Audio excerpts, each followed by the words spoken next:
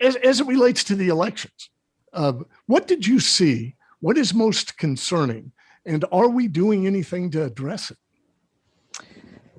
That's a hard question because there are many concerning things about our elections. And again, I believe this is an issue that should be run by the states for the most part. In fact, the Constitution requires almost every issue having to do with our United States elections to be run at a state level with some minimum standards in federal legislation.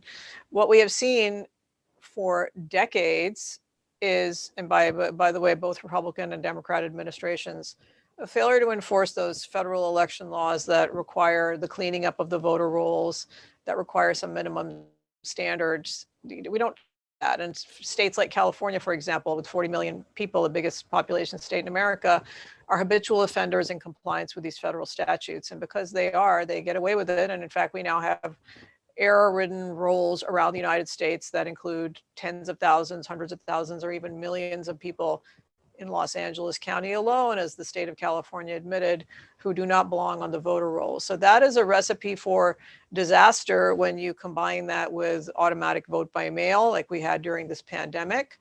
And you add to that issues like a lack of transparency, with citizens not being allowed to witness the counting of the votes, and in fact, election officials lying to the public, to the press, and to citizens about why the viewing is not being allowed. You have a lack of consistency, which is a basic fundamental equal protection and due process norm, where your signature will be counted differently in a different county, and depending on whether Mark Zuckerberg gave money to that county. So there are so many issues that have to be addressed.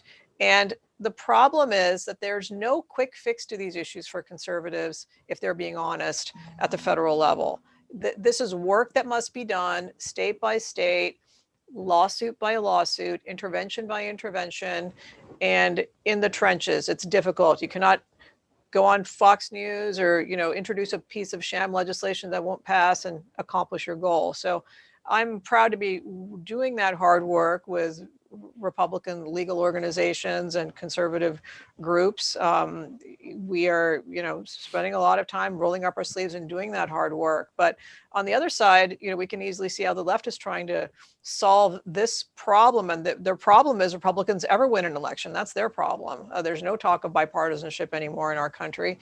And so what they would like to do with HR 1 and its progeny is simply nationalize our elections and nationalize them with the lowest possible standards and stacking the deck. And this is obviously unacceptable. Our country will be over as a country if we allow this.